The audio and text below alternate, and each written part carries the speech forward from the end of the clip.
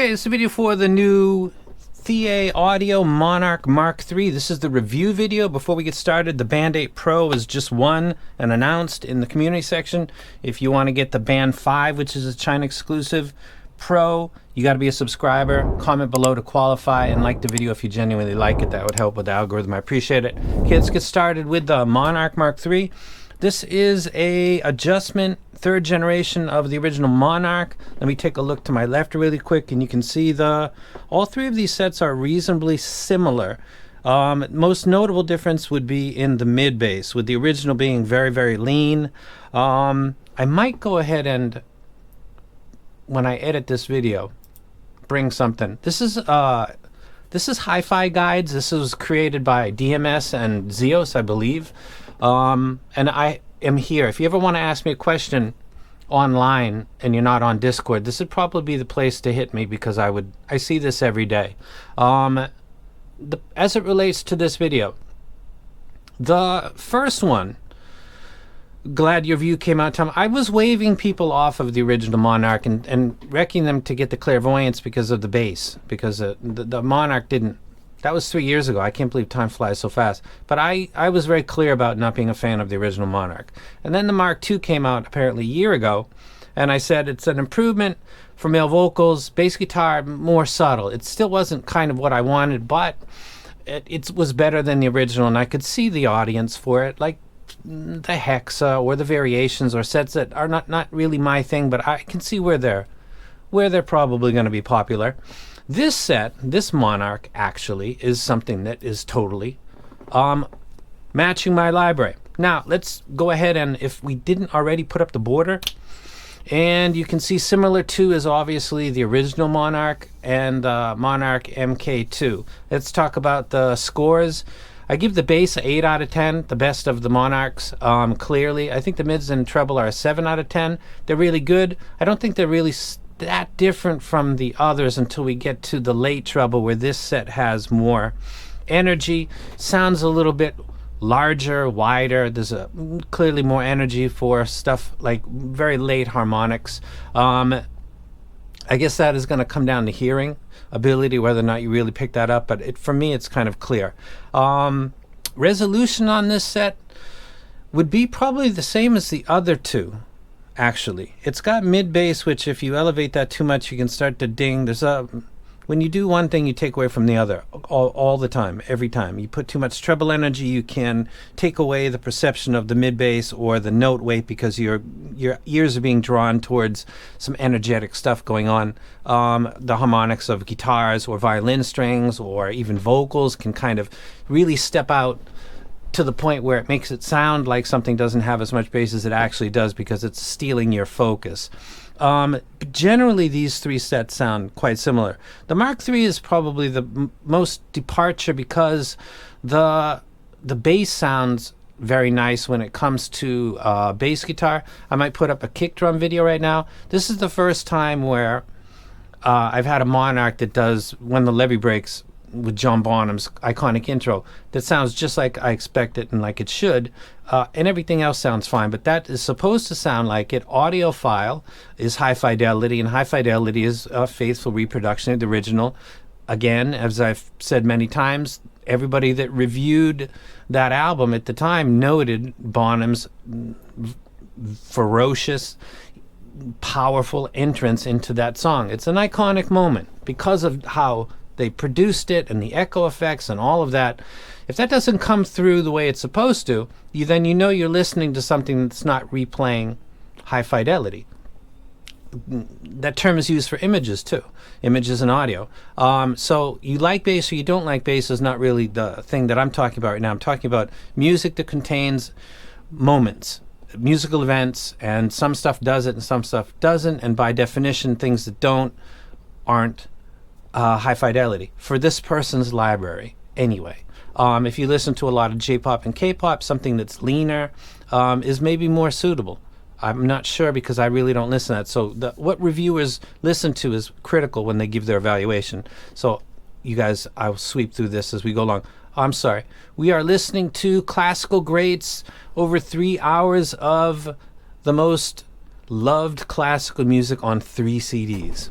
when CDs were a thing. Now, move along. So as you can see, my library, low frequency is something that I'm a big fan of. Now, let's go ahead and put up the spider graph really quick as these relate to one another. I'm going to say the bass is clearly the Mark III, and the biggest difference is that the Monarch original is just far away. I think that the mids are better on the Mark III because there's a fullness that comes from that elevated mid bass that impacts the note weight, the depth. I don't want to talk about layering and textures and stuff that seems totally bonkers and off the charts, but it sounds more authentic to me, and it's definitely related to that mid bass stuff like the bass line for Sultans of Swing and Mark Knopfler's vocals. They sound more kind of real and engaging, not muddy at all, anything like that. Just sounds more authentic to me.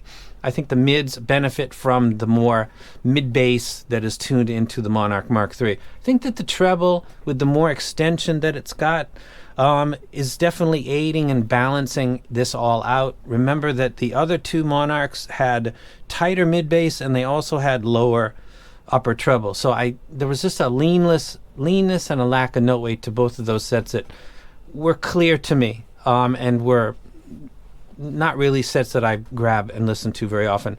I think that the resolution is, I can't even separate which resolves, something like D with the finger sliding on a fretboard or things like that, where I'm listening to moments I know occur and I can catch with good stuff that's got good transducers.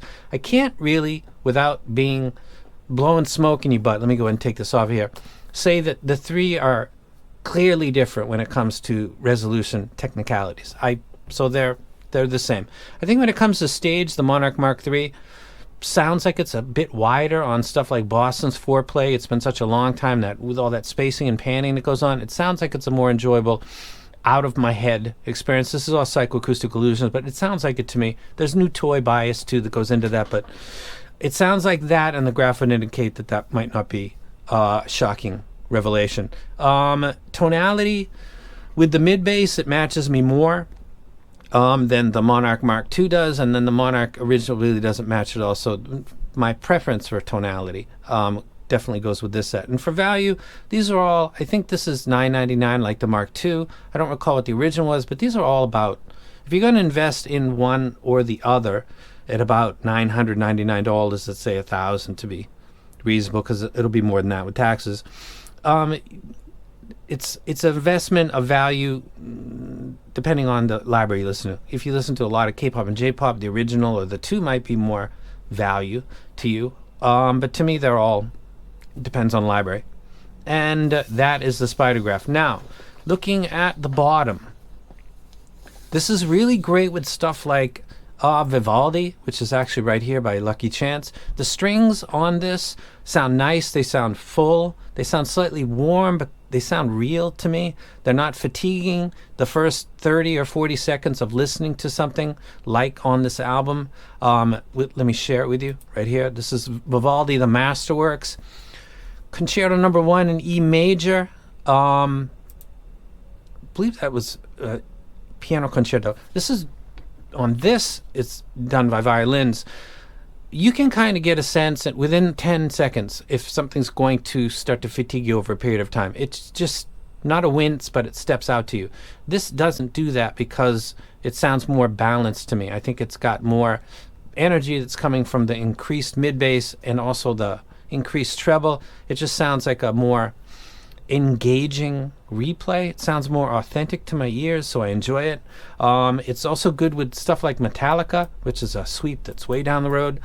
This does really good with guitars and distortion pedals. It's not overly energetic. It's not something that I have been pulling out of my ears after an hour or longer and thinking that I'm going to need to take a break. Here's Metallica.